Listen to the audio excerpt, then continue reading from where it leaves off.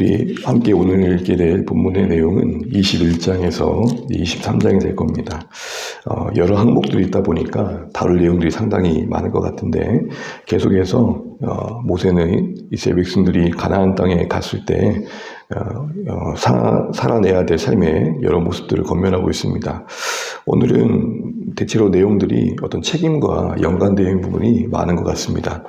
오늘 읽은 1절에서 9절까지 내용을 보게 되면 미제 사건이 있습니다.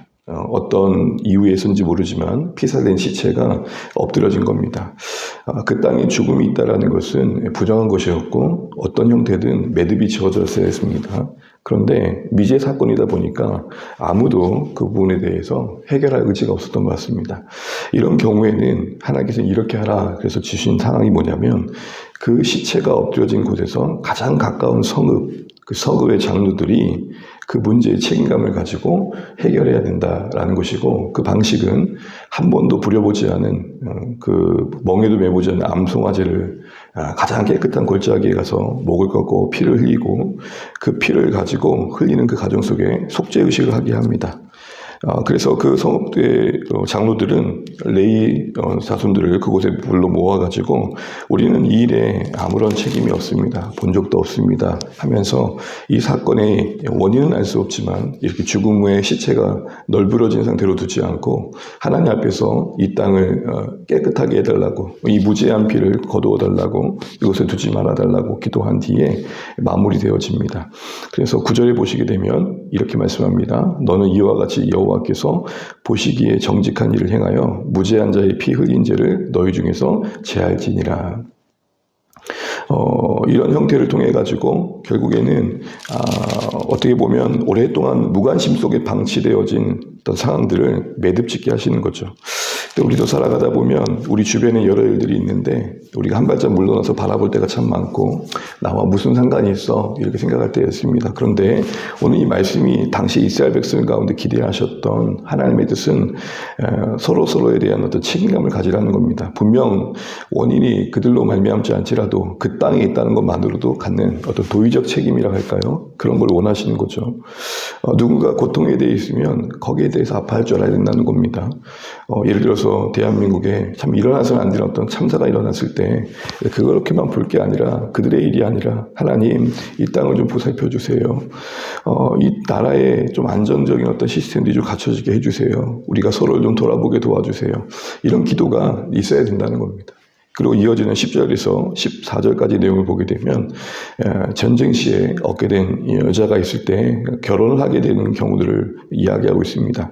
이게 우리가 볼 때는 뭐 이런 규례가 있나 싶겠지만, 전쟁 속에 꼽힌 사랑인가 뭐 이러겠지만 당시의 관점에서 보면 상당히 파격적인 겁니다. 왜냐하면 전쟁을 통해 얻은 전리품과 같은 여인들, 모든 어떤 사람들은 다 어떤 노예나 어떤 그런 수단화되는 경우들이 많았기 때문입니다. 그런데 결혼하여 한 아내로 삼는다는 것은 상당히 인격적인 대우였던 것이죠. 그 절차도 보시게 되면은 12절, 13절 보십시오.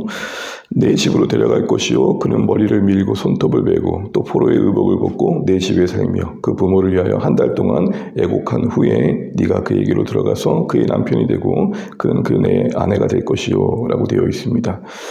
곧장 결혼하지 않고 한 달 정도 슬퍼할 시간, 다시 한번 마음을 추스릴 시간을 줍니다.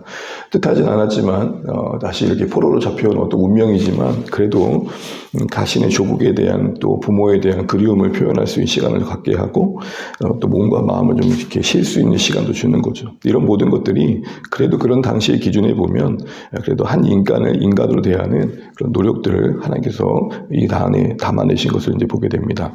그리고 이어지는 장자의 상속권을 보시게 되면 장자가 자신의 미워하는 자를 통해 난 아이가 있고 자신이 사랑하는 아내를 통해 난 아이가 있는데, 미움 받는 자의 아들이 장자인 경우에는 마음이 밉다고 내가 미워하는 아내의 아이라고 해서 장자를 줘야 할 질서를 무르지 말라는 겁니다. 그러니까 이게 첫째에 맞는데 내가 미워하는 아내의 아들이라고 내가 좋아하는 아들에게 첫째가 아님에도 불구하고 장자권을 주는 일이 있어서는 안 된다는 거죠.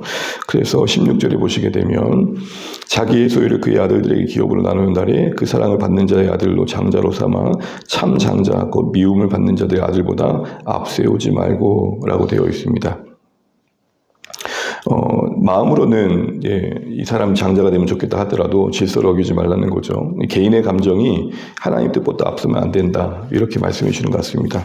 18절부터 23절을 보게 되면 22절, 20절까지 보게 되면 좀 섬뜩한 게 18절 이런 말이 있습니다. 사람에게 완악하고 패역한 아들이 있어서 그 아버지의 말이나 어머니의 말을 순종하지 아니하고 부모가 징계하여도 순종하지 아니하거든 이란 전제 아래서 부모가 그 자녀를 끌고 모두의 모인 성문 앞에 데려가 가지고 이 아이가 이러합니다 라고 할 때 성문 모든 사람들이 돌을 쳐 죽이는 그런 어떤 형벌을 말씀하고 계십니다. 이게 실제로 이루어졌는지 사례는 찾아보기 어렵지만 어쨌든 이런 정도의 수준으로 말씀하십니다. 이게 오해하지 말아야 될 게 단지 말 안 된다고 이렇게 한 게 아니라는 겁니다. 18절 보십시오. 완악하고 패역하다. 이 말은 하나님과의 관계 속에서 해서는 안 될 일을 하고 있다는 겁니다. 거듭 그러면 안 된단다. 그러면 안 된단다 해도 하나님 앞에 합당하지 못한 모습을 계속 보이더라는 것이죠. 그 두려워하지 않는 아이에 대해서 하나님께서 이 아이에 대해서 부모를 통해서 이렇게까지 하는 것을 허락하셨던 것은 그만큼 소원 성읍이 그 아이에 돌을 던져야 될 만큼 이 말은 책임을 져야 된다는 겁니다. 이 형벌만 볼 게 아니라 이 아이의 문제는 그 가정만의 문제가 아니라 온 성읍이 함께 마음 모아야 할 일이다. 이런 말씀이겠죠. 한 아이가 자르려면 온 마을의 울타리가 필요하단 말처럼 그 부모의 자녀의 관계에 가장 중요한 우선순위가 있겠지만 그 자녀를 하나님의 자녀를 키우는 데 있어서는 우리가 서로에게 책임이 있다. 이런 말씀 주시는 것 같습니다.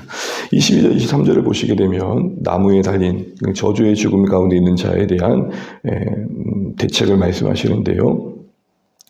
만일 누군가가 죽을 죄를 범해서 죽여 나무에 달리게 된다면 밤새도록 두지 말라는 거죠. 우리는 이 말씀이 익숙합니다. 왜냐하면 갈라디아서 3장 13절에 바울이 나무에 죽은 자보다 저주를 받은 자라는 이 말씀을 인용해서 예수님의 죽으심을 비유했기 때문입니다. 십자가의 나무에 달려 죽으신 게 우연이 아니라는 것이고 우리가 대신 받아야 할 저주를 대신 받으신 주님의 사랑을 여기서 다시 한번 떠올리게 됩니다. 22장을 보시게 되면 이제 1절 쭉 보시게 되면은 누군가가 물건을 잃어버렸을 때 또 형제가 뭔가 잃어버렸을 때에 대한 이야기가 나옵니다. 한번 우리 1절을 그리고 3절 4절 이렇게 한번 읽어보겠습니다. 1, 3절입니다.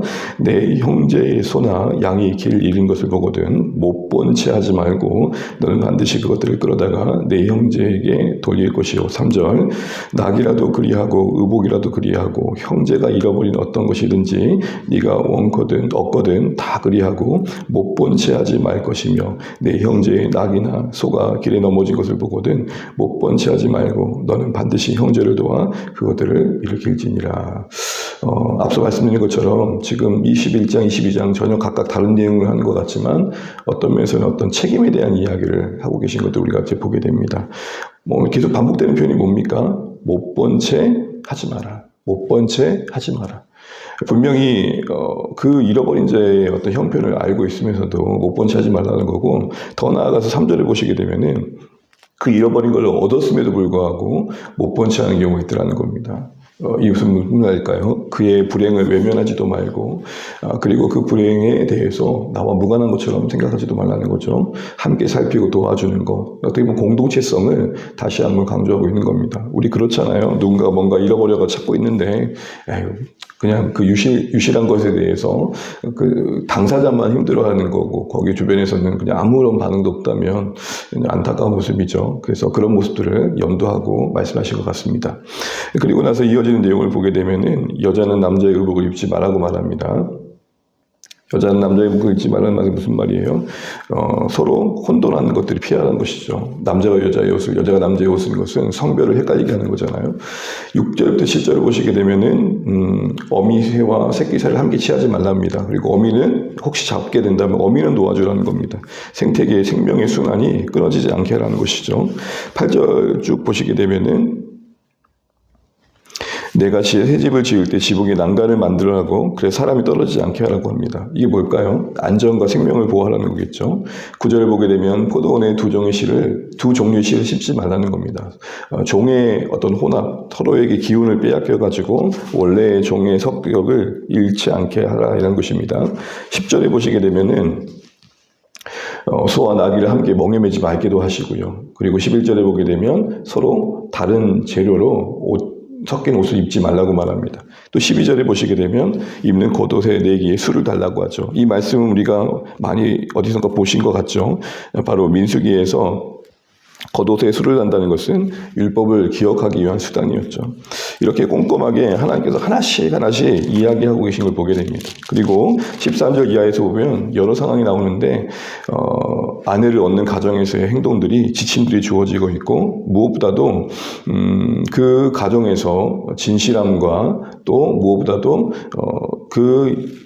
오해될 만한 일을 하지 않는 그런 행동들을 요구하고 있습니다. 어떻게 보면 신뢰와 책임을 강조하고 있는 것이죠. 긴 내용이기 때문에 새벽에 좀 살필 수 없을 것 같고요. 23장 보시게 되면 크게 보면 총회에 들어올 수 있는 조건과 진영을 거룩하게 하는 내용들, 이하의 내용들이 쭉 나와 있는데요. 무엇보다도 특별히 이스라엘 백성 안에 속할 수 있는 그런 기준에 있어서 고환이 상한 자나 음경이 잘린 자 들어올 수 없다 그러고 사생자나 그리고 암몬이나 모압 사람들은 허락되지 않고 있는 걸 보게 됩니다. 어떻게 보면 한 차별 아닌가 싶은 생각들이 듭니다. 그러나 이런 모든 것들의 제재는 하나님의 총회, 이스라엘 총회, 제사 드리는 공동체에 어떻게 보면 정결함과 거룩함의 정체성을 상기시켜주는 걸 알 수 있습니다. 왜냐하면 예를 들어서 고환이 있는 자도 이사야 말씀을 보게 되면은 하나님의 백성이 될 것을 예언하고 있거든요. 그러니까 제한적이지만 구약의 이런 엄격한 기준들은 하나님의 백성이 된다는 것이 얼마나 귀한 것인지 소중한 것인지를 알려주는 것입니다. 그래서 여러분 우리가 구약을 볼 때 문자적으로 해석하게 되는 오류가 뭐냐면 하나님은 뭔가 모순된 하나님이 되십니다. 어떻게 이럴 땐 이렇게 얘기하시고 저럴 땐 저렇게 얘기하시나 그런 것이죠. 그래서 이런 모든 말씀의 인연 속에서 이스라엘 백성들 가운데 하나님께서 얼마나 엄격함을 원하시는지 구별됨을 원하시는지 그런 제한의 규제 속에서 확인하게 되는 겁니다. 이런 의미에서 신약의 백성에서 신약의 시대 사는 우리가 그리스도 안에서 혈통을 뛰어넘어 민족을 뛰어넘어 모든 걸 뛰어넘어서 하나님의 백성이 된다는 게 얼마나 감사한 건지 다시 한번 상대적으로 보게 되는 것이죠. 군대가 전쟁을 치러 갈 때 이 진영은 그 어떤 것도 부정한 것이 튀면 안 된다는 겁니다.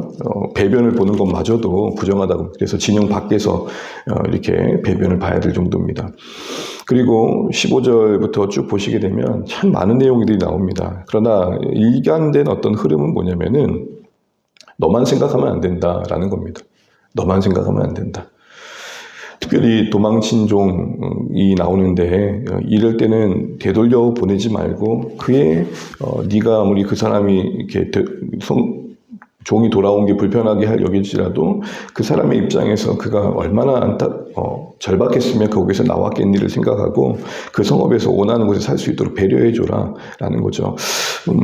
우리식으로 얘기하면 이런 겁니다. 그래서 탈북자가 우리 동네에 온다든지 아니면은 피부 색깔이 전혀 다른 외국인들이 그 나라의 형편, 테러가 일어난다든지 전쟁이 일어나가지고 난민이 돼 우리나라에 왔을 때 우리가 어떻게 해야 되느냐의 태도도 여기서 배우게 되는 겁니다. 어제도 말씀드렸던 것처럼 레이기가 의외로 우리의 일상의 고민거리를 던집니다. 그래서 쭉 읽어가시면서 하나님께서 지휘의 백성들이 원하시는 삶의 모습들이 무엇인지 다시 한번 기억하시는 말씀이 되시면 좋겠습니다. 유독 오늘 23장까지는 여러 항목들이 있다 보니까 다 다루기는 어렵습니다. 말씀을 정리하겠습니다. 그러나 일관되게 흐르는 흐름은 뭐냐면 어떤 책임, 신뢰, 돌아봄 이런 내용들이 있는 것 같습니다. 특별히 못 본 채 하지 마라. 그리고 피살된 살인이 원인이 없이 던져진 그 시체가 여전히 버젓이 있음에도 불구하고 나 몰라라 하면서 그 땅의 부정함 그대로 방치하지 말아라는.